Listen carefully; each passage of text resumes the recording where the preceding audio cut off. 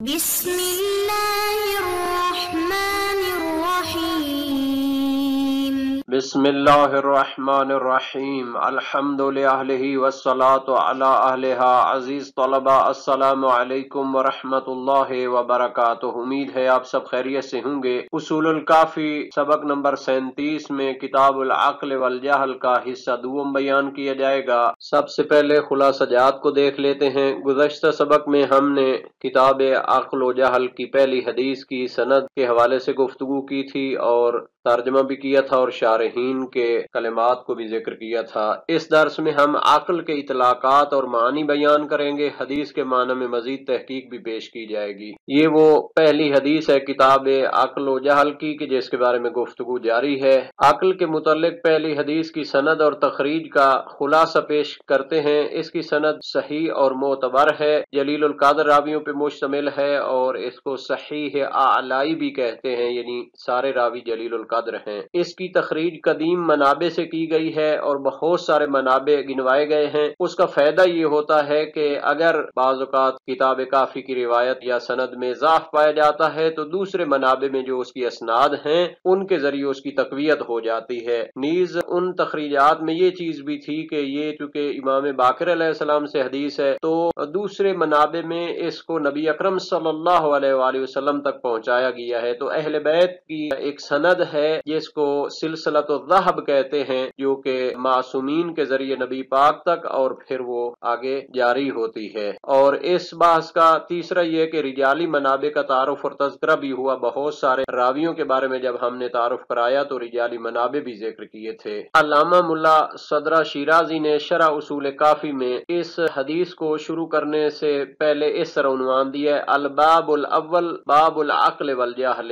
حالانکہ مشہور جو نسخے ہیں کتاب کافی کے ان میں کتاب العقل کا عنوان ہے، لیکن بعض میں الباب الاول کا عنوان بھی ہے اور اس میں 34 حدیثیں ہیں۔ اور اس میں جو قابل ذکر بات ہے، علامہ ملا صدرہ نے اپنی سندیں جو ہیں وہ مختلف مشائخ کے ذریعے مؤلف کافی تک پہنچائی ہیں۔ علامہ ملا صدرہ شیرازی نے اس حدیث کی شرح میں نہایت ہی جامع بحث اس کے رجال کے حوالے سے بھی پیش کی ہے، عدۃ من اصحابنا کے بارے میں تفصیل دی ہے اور اسی طرح محمد بن یحیی عطار ثقۃ عین کثیر الحدیث، احمد بن محمد کے بارے میں انہوں نے تحقیق بیان کی ہے، حسن بن محبوب اور باقی سارے راویوں کے بارے میں۔ علامہ ملا خلیل قزوینی نے اپنی کتاب الشافی فی شرح اصول الکافی میں باب العقل والجہل کا عنوان دیا ہے اور تفسیر بیان کی ہے کہ نسخ مشہورہ میں کتاب ہے باب کے بدلے میں، لیکن شیخ طوسی نے جو فہرست میں اس کے بارے میں عناوین ذکر کی ہیں تو اس کو باب کا عنوان دیا ہے۔ مزید عقل کے معنی پر بھی انہوں نے روشنی ڈالی ہے۔ علامہ ملا صالح مازندرانی نے اپنی شرح اصول کافی میں کتاب اور باب یا فصل کے درمیان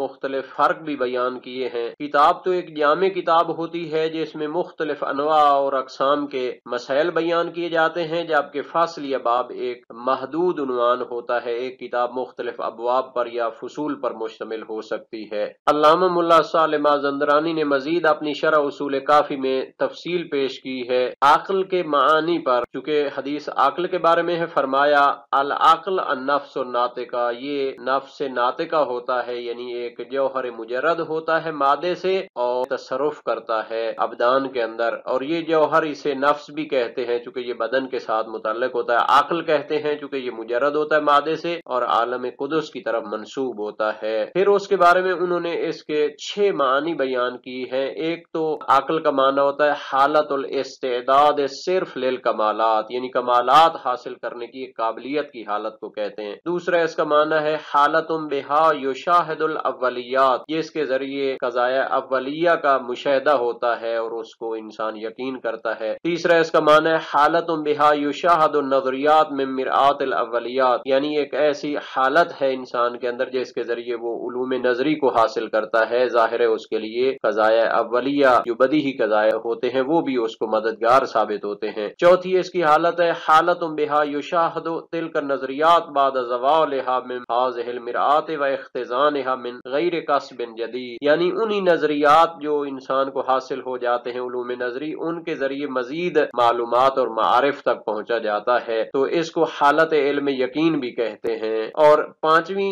ऐनुल यकीन की हालत होती है जब इंसान को मजीद उसमें तरक्की हासिल होती है इल्म के अंदर। और छठी हालत है हक़ुल यकीन की, जिसके जरिए इंसान इत्तिसाल मानवी पैदा करता है फैज कुनिंदा के साथ, और ये आज़म हालात है अक्ल के। जनाब मुल्ला सालेह माज़ंदरानी ने मजीद इसके बारे में अपनी शरह उसूल काफी में फरमाया कि ये सारे हालात नफ्स के जो होते हैं ये अक्ल कहलाते हैं, और ये मुख्तलिफ ताबीरें हैं जो इंसान को अक्ल का जो इस्तिफादा होता है उसके हवाले से। अक्ल से मुराद कभी जौहर मुफारिक अनिल मादा लिया जाता है, जो कि मादा से जुदा अल्लाह ताला ने जौहर अता किया इंसान को। अव्वलो खल्क मिनर रूहानियीन इसको करार दिया गया है। और फिर उन्होंने इसके बारे में मजीद तफसीलात भी बयान की हैं। और इस शरह उसूल काफी मुल्ला सालेह माज़ंदरानी के ज़ैल में जो हाशिया है जनाब शारानी का, उसमें मुफीद नुकात मौजूद हैं। जनाब अल्लामा मोहम्मद बाकिर मजलसी ने अपनी मिरआतुल उकूल शरह उसूल काफी में एक तो किताबुल अक्ल का उन्वान दिया है, इसी तरह फरमाया कि ये नुस्खों में है। जाहिर ये कि ये बाब अक्ल भी हो सकता है या किताब के बाद बाब का भी जिक्र हो सकता है, फहरिस्त शेख तूसी के करीने से। इस चीज को हमने यहाँ इस वजह से पेश किया है कि अल्लामा मोहम्मद बाकिर मजलसी की शरह मिरआतुल उकूल की रविश को जान लें। अल हदीसुल अव्वल सहीहुन, उन्होंने ज्यादा तफसीली सनद के हवाले से गुफ्तगू नहीं की, बल्कि उन्होंने खुलासा पेश किया है अपने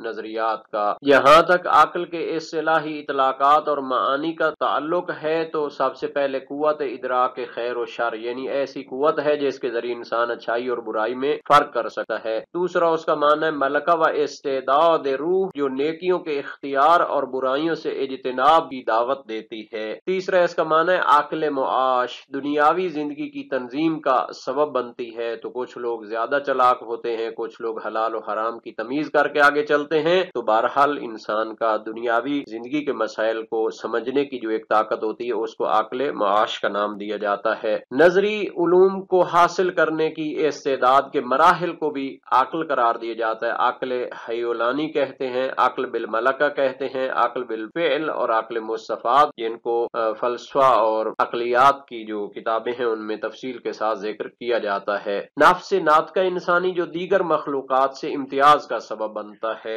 और इसी तरह फलासफा का नजरिया अक्ल जौहर मुजर्रद बिला मादा। तो ये 6 मानी हैं जो अक्ल के लिए बयान किए जाते हैं। इन्हीं मानी को अल्लामा मजलसी ने मिरआतुल उकूल में और दीगर शारहीन ने भी जिक्र किया है। उन्होंने फरमाया मिरआतुल उकूल में अक्ल तअक्कुलुल अशिया व फहमुहा, यानी चीजों को ठीक तरीके से समझने का नाम है। असल लुगत में और इस्तिलाह में इसके 6 मानी होते हैं। एक तो ये इदराक खैर और शर की जो कुव्वत है, दूसरा मलका नफ्स है जो इसके जरिए खैरात को अख्तियार करते हैं, नेकी को अख्तियार करते हैं और बुराइयों से बचते हैं। तीसरा ये आकल माश वाला माना होगा। और चौथा नफ्स के मुख्तलिफ इस्तेदाद हैं जिसके जरिए इंसान नजरी उलूम को हासिल करता है, जिसमें इस्तिदलाल की जरूरत पड़ती है। फिर इसके 4 मरातब भी हैं, अक्ल हयोलानी, अक्ल बिल मलका, अक्ल बिल फ़िल और अक्ल मुस्तफाद, जिनकी तफसील फलसफे की किताबों में है। पांचवा इसका माना है नफ्स नातका इंसानी के, जिसके जरिए वो हैवानात से जुदा होता है। और छठा माना है जिसको फलासफा साबित करते हैं कि ये जौहर मुजर्रद होता है, इसका मादे के साथ कोई ताल्लुक नहीं है। मजीद भी शारहीन की किताबों के यहाँ हवाले मौजूद हैं। अल्लामा मजलसी अलैहिर्रहमा ने मिरआतुल उकूल में अक्ल के मज़कूरा मानी में से ज्यादा ताकीद पहले 2 मानी पे की है कि इस बाब की ज्यादातर रिवायात भी उन्हीं 2 मानी में जाहिर है, बल्कि दूसरे माने में ज्यादा जाहिर हैं। और उसके बाद मुख्तलिफ नक़्दो नजर भी फरमाया है। बाज मानी के बारे में उन्होंने दिक्कत की है और उन्हें जरूरियात दीन या मजहब के खिलाफ करार दिया है। लेकिन अल्लामा शारानी ने उन्हें नक़द किया है कि अगर फकत वो इस्तिलाहात हैं और बाज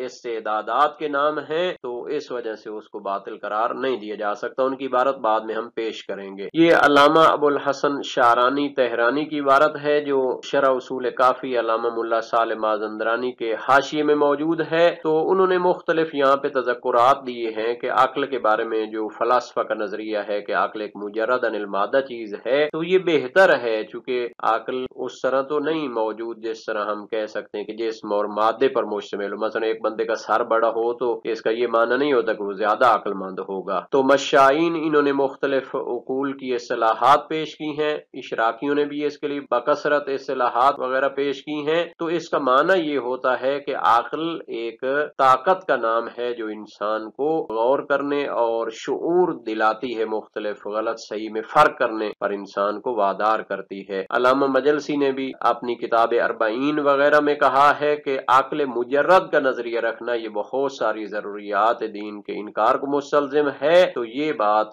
قابل غور ہے۔ اسی طرح انہوں نے عقل کا نفس کے ساتھ تعلق یا عقل کا نفوس مجردہ کے ساتھ تعلق، تو اس کے بارے میں بھی علامہ مجلسی علیہ الرحمہ کا جو اعتراف ہے کہ یہ مخالف ضروریات دین کے، تو اس پر بھی انہوں نے تذکر دیا ہے کہ ہر چیز کو ہم دین کے خلاف سمجھے تو یہ بات قابل غور ہوتی ہے۔ بلکہ اتنا معنی ہے علماء فلاسفہ اسلامیہ کا کہ ہم اس کو خدا کی ایک عطا سمجھتے ہیں، مخلوق سمجھتے ہیں، تو اس صورت میں عقائد کے خلاف اس کی زیادہ مخالفت نہیں ہوگی۔ اور جو لوگ اس کے خلاف کوئی معنی لینا چاہتے ہیں، اس کو قدیم ثابت کرنا چاہتے ہیں، تو اس کو الجہلا قرار دیا ہے، یا علامہ فارابی نے اسے بہرج کا نام دیا ہے، یعنی جو لوگ عقلی تحلیل کی صلاحیت سے بے بہرہ ہوتے ہیں۔ جناب علامہ ملا صدرہ شیرازی نے اپنی شرح اصول کافی میں اس حدیث کے حوالے سے نہایت اہم بحث کی ہے۔ انہوں نے فرمایا ہے کہ جو لوگ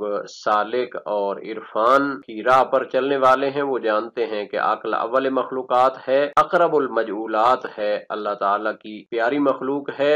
اور اس کے حوالے سے انہوں نے فرمایا ہے کہ احادیث میں بھی یہ چیز موجود ہے، اول ما خلق اللہ نوری، اول ما خلق اللہ العقل، اول ما خلق اللہ روحی۔ تو یہ ساری تعبیریں اس چیز کے بارے میں ہیں کہ جس کو اللہ تعالیٰ نے اپنی محبوب قرار دیا، جس کے ذریعے غلط صحیح کی پہچان ہوتی ہے، انسان کو شعور حاصل ہوتا ہے۔ گویا کہ یہ نور ہے انسان کی، انسانیت کو اشرف المخلوقات بننے کا ایک سبب ہے۔ جناب علامہ ملا صدرہ کی عبارت میں مخلوقات جوہری کی جو اقسام ثلاثہ بیان کی گئی ہیں ان کو یہاں پر پیش کرتے ہیں۔ کچھ مخلوقات ہیں کہ جنہیں سوائے ذات خدا کے کسی کی احتیاج حاصل نہیں ہے، یہ عقل ہوتی ہے۔ چونکہ مجرد ہے تو فقط اللہ تعالیٰ کی طرف سے افاضہ ہوتا ہے، اس کو خلق کیا جاتا ہے، یہ کسی مادے اور غیر خدا کی محتاج نہیں ہوتی۔ جس کو اصل وجود میں غیر کی ضرورت نہیں ہے لیکن کمال کے لیے اسے ضرورت ہوتی ہے، جیسے نفس ہے، اور جس کو وجود میں بھی اور کمال حاصل کرنے میں بھی غیر کی ضرورت ہوتی ہے،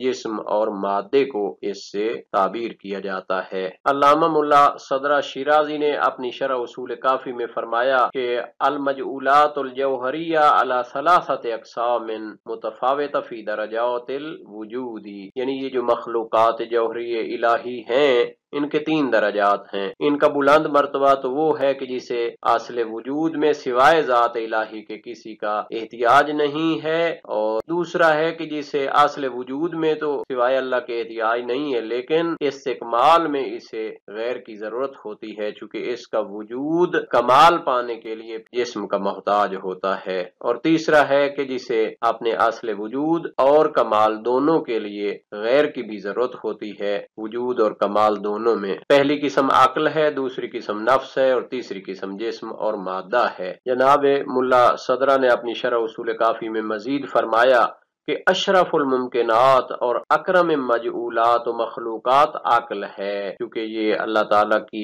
اول مخلوقات میں سے ہے، اسی لیے اس حدیث میں بھی فرمایا کہ تو اس سے بہتر اور زیادہ پسندیدہ کوئی مخلوق میں نے خلق نہیں کی، جس کے لیے پھر مزید بھی یہ بحث کریں گے۔ اور یہ جو موجود ہے روح اعظم ہے، قل الروح من امر ربی، سورہ اسراء آیت نمبر 85 میں ہے، الا لہ الخلق والامر سورہ اعراف میں ہے۔ تو اس کو قلم بھی کہتے ہیں چونکہ یہ واسطہ حق ہے، تصویر علوم اور حقائق علی الالواح النفسانیت القضائیت والقدریہ، یعنی مختلف جو تختیاں ہیں نفوس کی، چاہے قضاء و قدر کی ہو، تو یہ سب اللہ تعالیٰ کی اس قلم کے ذریعے لکھی جاتی ہیں۔ ایک اچھی تشبیہ انہوں نے دی ہے کہ اللہ تعالیٰ کی قلم وہ مختلف میٹیریل سے نہیں ہوتی، اور اور اس کی تختی بھی کسی لکڑی یا کسی کاغذ کی نہیں ہوتی، بلکہ وہ اللہ تعالیٰ کا ایک امر ہے جس کے ذریعے وہ پوری کائنات کا نظام چلاتا ہے۔ آج کے سبق کا خلاصہ دیکھ لیتے ہیں۔ کتاب عقل و جال کے حصہ دوم میں عقل کے اصطلاحی معنی اور اس کے مختلف اطلاقات اور استعمالات کو تفصیل کے ساتھ بیان کیا گیا۔ حدیث کے معنی میں تحقیق مزید پیش کی گئی ہے۔